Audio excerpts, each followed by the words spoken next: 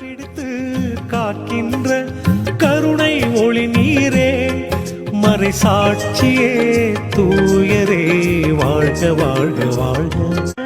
அன்பான இறை மக்களை, தூத்துக்குடி மறை மாவட்டத்தின் தென்பகுதியில் ஒரு சிறிய கிராமம்தான் இந்த தட்டார் மடம்.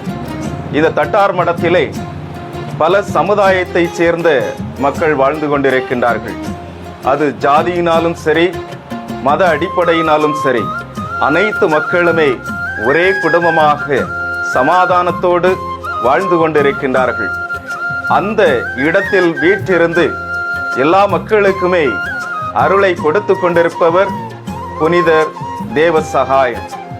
புனித தேவசகாயம் அவர் நீலகண்ட பிள்ளையாக கிறிஸ்தவராக மாறுவதற்கு முன்பாக பத்மநாதபுரம் கோட்டையில் கருவூலக அதிகாரியாக இருக்கின்ற பொழுது அவர் முருகனை தரிசிப்பதற்காக திருச்செந்தூருக்கு வருவார்.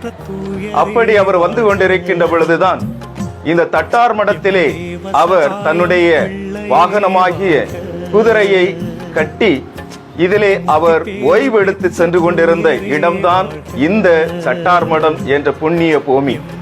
இந்த இடத்தில் தங்கிவிட்டு மன அமைதியை பெற்றுக்கொண்டு மீண்டுமாக அவர் முருகனை தரிசித்துவிட்டு மீண்டும் அவர் தன்னுடைய இடத்திற்கு சென்று விடுவார்.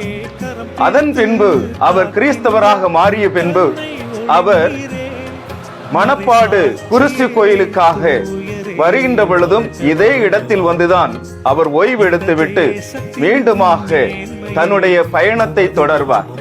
அப்படி அவர் பயணத்தை தொடர்ந்த இடம்தான் இந்த தட்டார் மடம். இந்த தட்டார் மடத்திலே அவர் ஓய்வெடுத்து சென்ற ஒரு காரணத்தினால் அவர் நினைவாக எழுப்பப்பட்டிருப்பதுதான் இந்த சிற்றாலயம். இந்த சிற்றாலயத்தில் வருகின்றவர்கள் அனைவருமே எப்பொழுதும் அந்த அமைதியை, நிம்மதியை பெற்றுச் செல்கின்றார்கள் என்பதில் எந்த சந்தேகமும் இல்லை. அது மட்டுமல்ல, இந்த இடத்திற்கு வருகின்றவர்கள் குழந்தை பாக்கியத்திற்காக வருகின்றார்கள், திருமண வரத்திற்காக வருகின்றார்கள், அவர்களுடைய நல்ல வேலை வாய்ப்பினை தேடி வருகின்றார்கள். அது புனிதருடைய வல்லமையினாலும் புனிதருடைய பரிந்துரையாலும் அனைவருமே பெற்றுச் செல்கின்றார்கள்.